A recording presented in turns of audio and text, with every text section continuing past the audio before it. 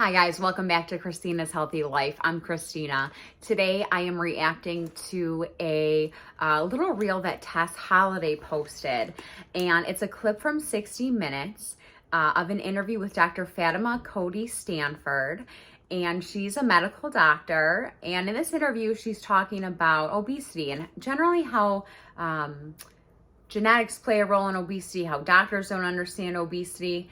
And I'm going to react to that and kind of break it down, give my opinion on it. I have an undergraduate degree in exercise science. I have a master's degree in nutrition science. And I've kind of been in the health and fitness space for longer than I'd like to admit. I'm a bit older than I'd care to share. But in general, I'm just going to kind of break down what she says, start a little conversation about that. And I really wanted to bring this reel forward because this Dr. Stanford was just appointed to the 2025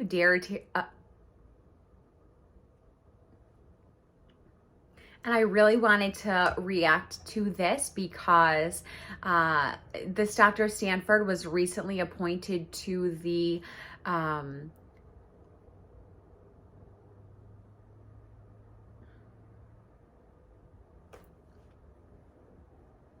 2025 Dietary Guideline Committee.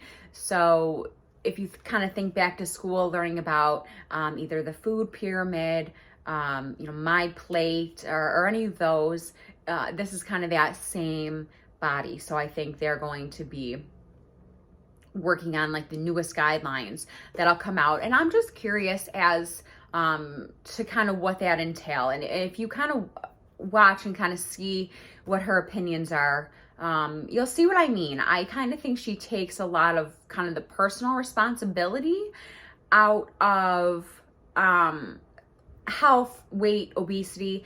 And before we get into it, obesity is a multifactorial condition, and I would happily have a conversation with that in the comments. There are so many things we could talk about: socioeconomic factors, even safety, food availability, food deserts, all those things play a role. And I just found this interview a bit off-putting and a bit concerning that this person who holds these opinions is going to be one of the leaders in charge of setting the American food and nutritional guidelines. So here we go. I've always heard that it's the fast food, that it's the Diet Cokes, that kind of thing, that is the instigator. Is that true? So I think we have to look at the different causes of obesity as a big pie. And that's one factor. But notice how I'm using this part of the pie, right? But the number one cause of obesity is genetics. That No. means if you are born to parents that have obesity, you have a 50 to 85% likelihood of having the disease yourself, even with optimal diet, exercise, sleep management, stress management. So when people see family... Just a second. So she just said the number one cause of obesity is genetics. Parents who are obese, or if you have parents who are obese, you have a 50 to 80 for, oh my God. So if your parents are obese, you have a 50 to 85% chance of being obese yourself. But the thing is that genetics aren't really the only things that get passed down to an offspring, right? Trauma and coping skills and food habits and attitudes and all those kinds of things play into that as well.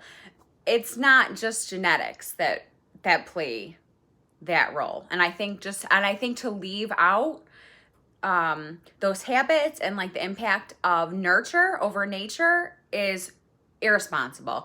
And to watch Tess Holliday do these little camera tricks, like she's nodding along, as the doctor says, even if they're doing the right things, they still have this propensity because of their genetics to be obese. Tess, You don't do any of those things. Like, that's the thing about this. It'd be one thing, sure, if you're like kind of doing everything you have to do, you know what I mean? You're getting regular physical activity, you know, you're making nutritious food choices, you know, and maybe you're kind of stuck on that, you know, obese category on the BMI or something like that, right? But Tess doesn't do those things.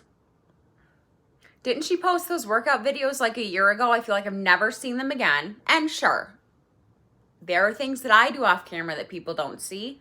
There are things Tess Holliday does off camera that people don't see. However, when someone is this public, you kind of have to make your judgments based on what they show you. And Tess isn't doing like any of these things as far as I know. You know what I mean? This isn't a situation where someone maybe has like a big frame or, oh, you know, I'm big boned, or like I said before, they're just like kind of like technically in that like obese category on the BMI.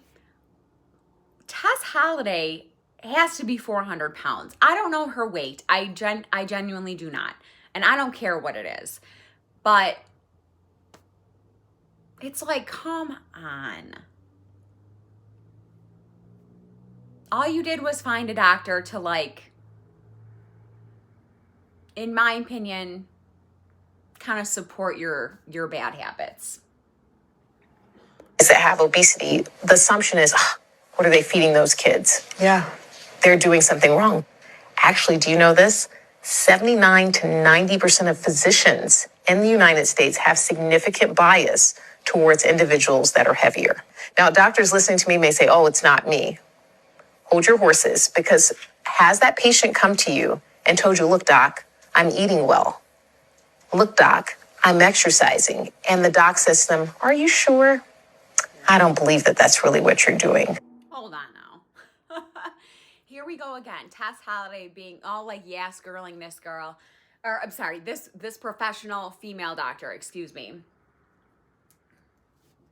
Oh, it's just putting it's giving me like an icky feeling. I don't mean to be disrespectful to any of the people. And certainly not to someone's medical education. But the thing is, with the physician bias, and again, this is just my opinion, the scale really doesn't lie. Like, your blood values from your blood test aren't gonna lie. You can walk into your doctor's office and say, oh, but I'm eating right. Oh, but I'm exercising. Okay, but if you were doing that, we'd see different results. You know what I mean? And no, it's not that simple. And yes, I think medical professionals should, be a little more quick to refer to perhaps a dietitian or something like that. For sure.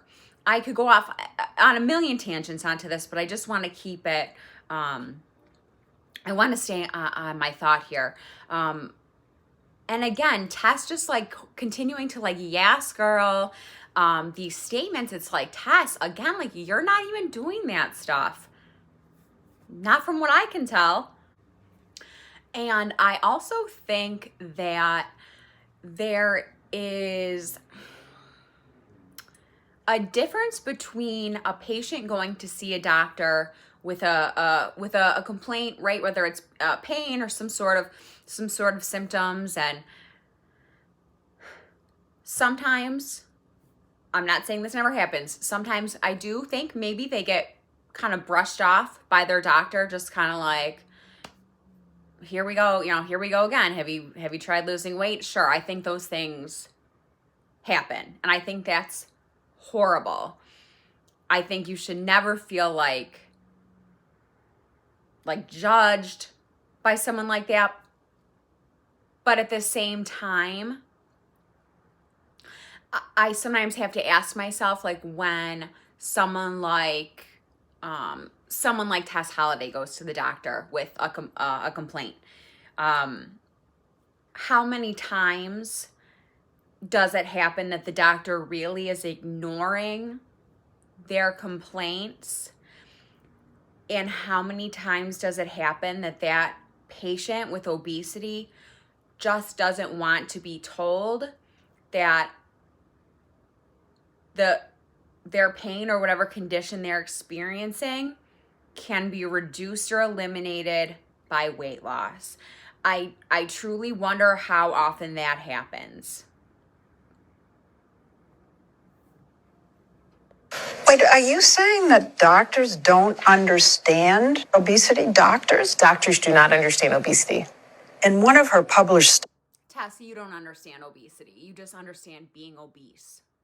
studies, Dr. Stanford found that most medical schools don't teach that obesity is a disease, and in fact don't even offer courses on it, even though it's the second leading cause of preventable death.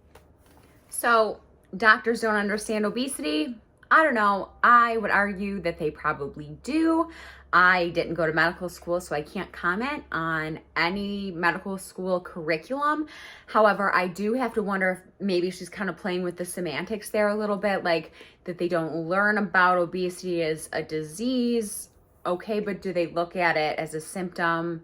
Do they look at it with like metabolic syndrome? You know, I wonder kind of what she means by that. Another thing I've heard about medical school curricula is that there's very little nutrition education given, and that's disappointing, yes, but at the same time, realize that physicians are learning medicine, and that's why we have other professionals like dietitians to focus on kind of that aspect of health. The same way we have physical therapists to help us with movement, the same way we have dentists to help us with our oral health. Like, yeah, doctors can't know every single thing. That's why there are so many facets to healthcare. And I think doctors, again, I think I mentioned this, but I think doctors could be a little bit better maybe about referring to a dietitian, especially when they have a client struggling with their weight. And the last thing I want to touch on is that I did take an obesity class in school. I mentioned before that I have a master's degree in nutrition science, and I did take a class completely on obesity. That's all we looked at for the whole course. And my biggest takeaway from that class was that obesity is a multifaceted condition, if you will. There are so many factors that go into it and barriers to health and to good food choices and to access to, you know, safe places to get some physical activity.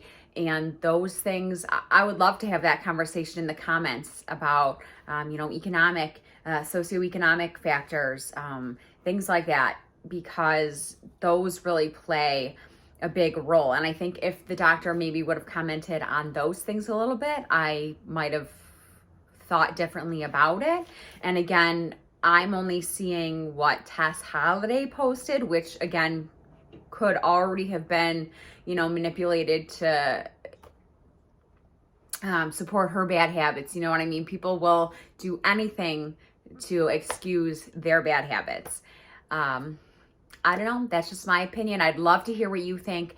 So please drop a comment below if you feel so inclined. And if you like videos like this, there are more to come. Please leave me a like and subscribe so you don't miss any like that. There's also free weekly workouts. So if any of those appeal to you, I'd love to have you as a subscriber. Thanks for watching. See you next time.